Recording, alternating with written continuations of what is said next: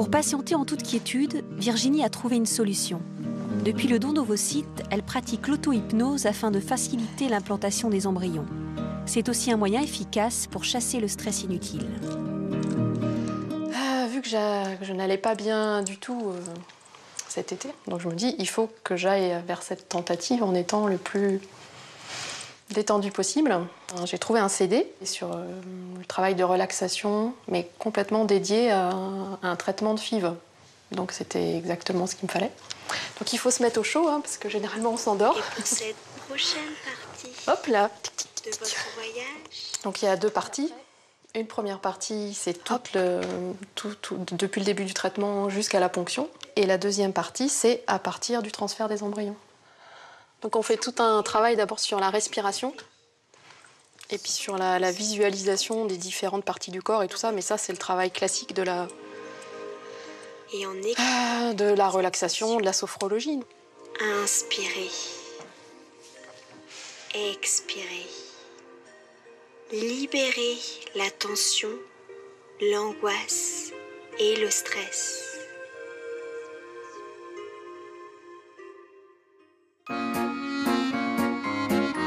La procréation médicalement assistée est un long chemin ponctué d'échecs, d'espoirs et de doutes.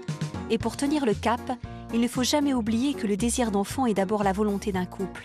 Sans amour véritable ni complicité avérée, les combats ne peuvent pas toujours aboutir. Et le couple est extrêmement important puisqu'il va y avoir un père, il va y avoir une mère et donc ça va permettre au cours de ce projet de commencer un petit peu à concevoir en quoi son compagnon ou sa compagne va devenir père et mère. Quand j'ai besoin de parler, il est toujours disponible. Quand j'ai besoin juste d'une présence, d'un contact physique, il est toujours là. Et il ne minimise jamais ce que je ressens. Ça, c'est important aussi parce que s'il y a des choses à évacuer ou de la colère ou quoi que ce soit, il est présent. Et ben moi, je voudrais dire que j'ai vraiment beaucoup de chance d'avoir rencontré Nicolas parce qu'il est là, quoi. Vu que c'est moi qui n'ai pas les ovocytes qu'il faut pour que ça fonctionne, d'avoir quelqu'un comme Nicolas qui est tranquillement là, qui me soutient, qui m'accompagne, qui est d'accord pour faire les choses, même des fois des choses un peu farfelues que je lui ai proposées. Et ben ça, c'est hyper important.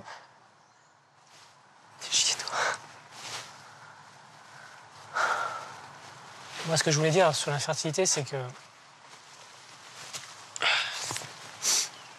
effectivement, ça se vit à 2. Un peut être responsable, mais c'est à vivre à 2. Et c'est une équipe, donc on gagne et on perd ensemble. C'est comme en sport. Et il y en a toujours un qui est plus bas que l'autre, donc l'autre doit tirer celui qui est le plus bas.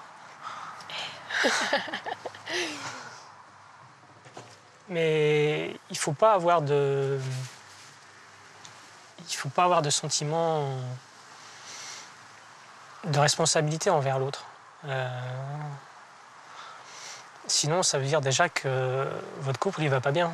C'est pas du tout une épreuve pour notre couple. On se construit avec, comme un arbre qui passe les obstacles, qui se construit un petit peu vers le soleil. Bon, un petit peu tordu comme ça, mais on évolue vraiment ensemble. Ouais.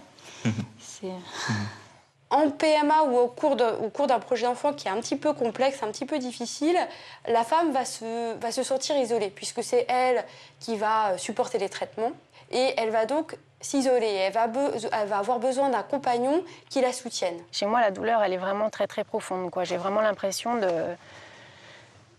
d'avoir un pieu dans le cœur. Ça se serre, voilà, c'est vraiment quelque chose de très difficile. Et s'il n'avait pas compris ça, s'il l'avait pris à la légère, ça ne l'aurait pas fait, parce qu'il y a des jours où, effectivement, je craque et j'ai vraiment besoin de soutien. De soutien, j'ai besoin d'en parler beaucoup. Enfin, je ne ressens pas de culpabilité par rapport à cette situation, mais je ne me dis pas non plus que c'est de ta faute, quoi que ce soit. Je pense que, voilà, on subit, on est victime, autant toi que moi, de cette situation. On fait tout pour essayer de trouver une solution et d'arriver à avoir un bébé. Même si on n'a pas cet enfant par une relation sexuelle, une relation charnelle, fertile, qu'on puisse quand même, dans l'imaginaire et dans l'idée, faire cet enfant à 2.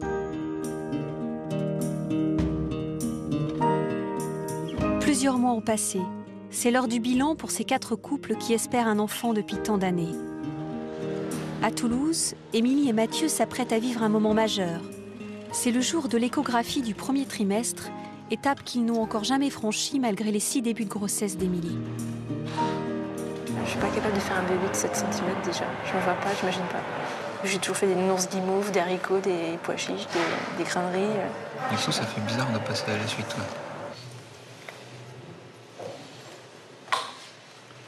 Allez. Alors, est-ce que vous l'apercevez là, tout au fond, ici? Oui. Le voilà. Avec son petit cœur qui bat. Ça, c'est parce qu'il bouge. Hein.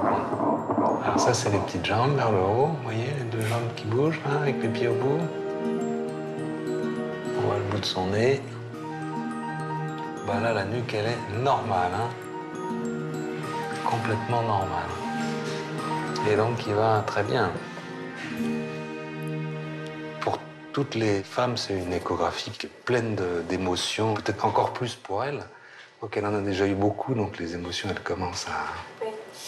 Mais elle arrive à une date butoir où, théoriquement, on dit qu'à 12 semaines, s'il n'y a pas eu de fausse couche, normalement, après, les choses sont réglées. Bon, s'il vous plaît? Oui, oui. Ouais, c'est super émouvant, surtout de le voir bouger, parce que c'est pas que des photos, parce que Mathieu l'a jamais vu bouger, il l'a toujours vu en photo figé. Ah, moi, j'ai eu ma petite montée de larmes quand il y a eu les battements de cœur. Il était plus sensible que moi. Mais c'est énorme d'un seul coup, puis ouais.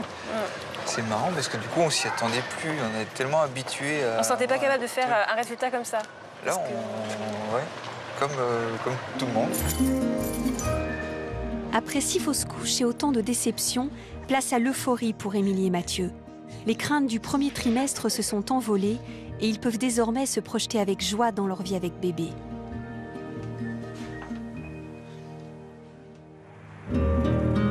Si pour le jeune couple toulousain, la roue tourne enfin, pour Raja et Malik, le chemin est beaucoup plus sinueux. Il y a quelques semaines, une 3e FIV devait avoir lieu. Et pourtant, cette tentative n'a pas pu se faire en raison d'un nouvel imprévu. J'ai revu mon gynécologue depuis, donc c'était une hypostimulation. Du coup, j'ai développé un kyste fonctionnel.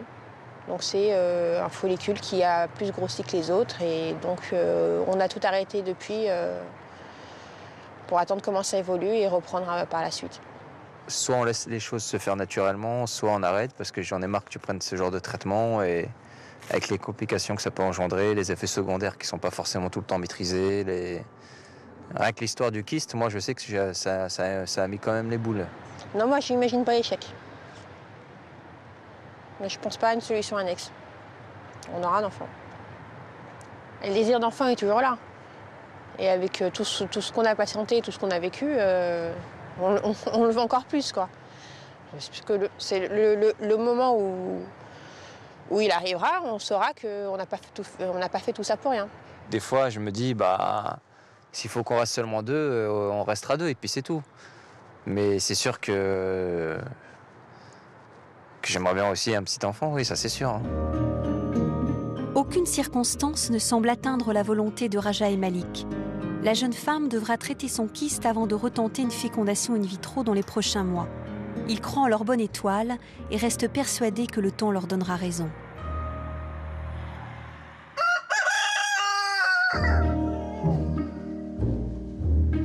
À Rennes et en Normandie, c'est le jour des prises de sang pour Nolwenn et Virginie. Elles vont enfin savoir si l'insémination et le don d'ovocytes ont porté leurs fruits. Et pour ces femmes, les déceptions accumulées au fil des années rendent évidemment ces heures plus intenses. Aujourd'hui, c'est le jour le jour le pire dans le parcours de procréation médicalement assistée. Disons que cette prise de sang, je m'en passerais bien. Je sais qu'il faudrait faut être positif, tout ça, mais bon, quoi qu'il en soit, il y a toujours un petit moment difficile, sans compter qu'il y a aussi la chute des hormones. Donc voilà, une petite chute. Tant qu'on est dans le traitement, on prend les médicaments, on fait les piqûres, bon, c'est douloureux physiquement, mais on est tourné vers un objectif. Et ensuite, la prise de sang, c'est le jour de la grande attente. Parce que vous êtes sur la crête, vous ne savez pas si vous allez tombez du côté du négatif et vous ratatinez tout au fond du trou.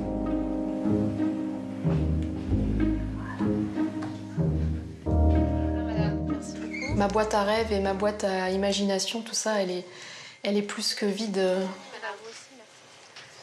Elle a été trop utilisée, trop usée, et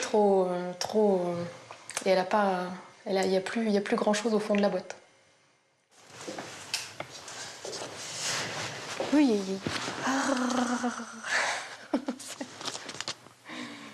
Résultat partiel.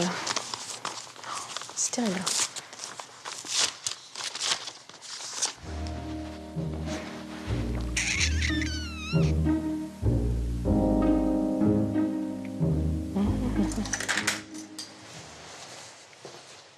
Coucou mon cœur. J'imagine que c'est des résultats. Tu l'as pas ouverte? Non. Bah non. Bon, vas-y, tu peux prendre le temps d'enlever ton manteau quand même. Ouais. De toute façon... J'ai envie de savoir. Toi, Soquette, tu penses quoi? Soquette?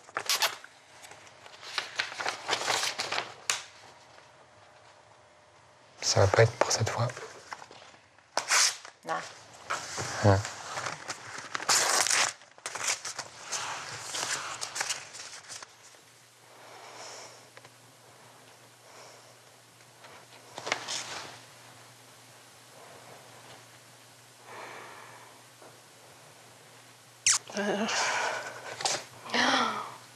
C'est trop bien.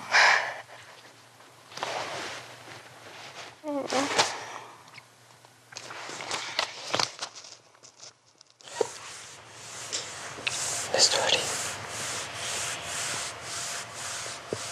On va continuer. On va continuer. On l'aura, notre bébé. On l'aura. Malgré leur désarroi, Nolwenn et Jérôme ont décidé de continuer leur combat. Une 3e insémination est prévue dans les semaines à venir et ils envisagent même de passer au FIV. Ils savent que la route est longue, mais leur désir d'enfant est plus fort que tout.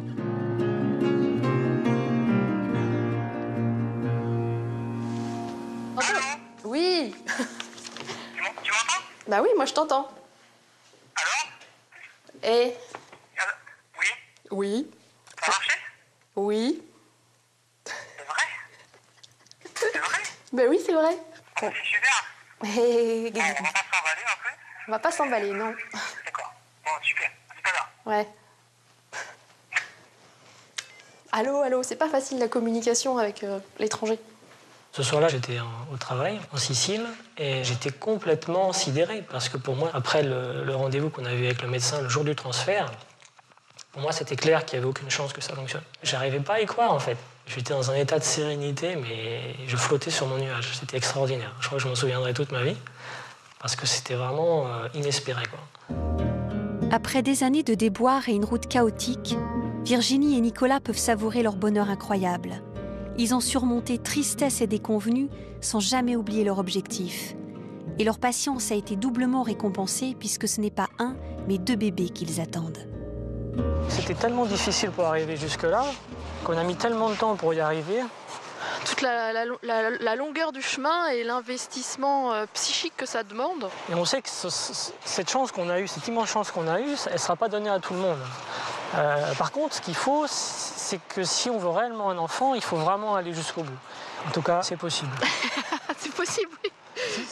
C'est possible. Il faut s'acharner, mais c'est possible. Bah oui. En plus, il y en a 2 d'un coup. Alors ça aussi, c'est extra. Oui, ça c'est merveilleux. Ça, c'est la cerise sur le gâteau. C'est 2 d'un coup. On ne pouvait pas rêver mieux.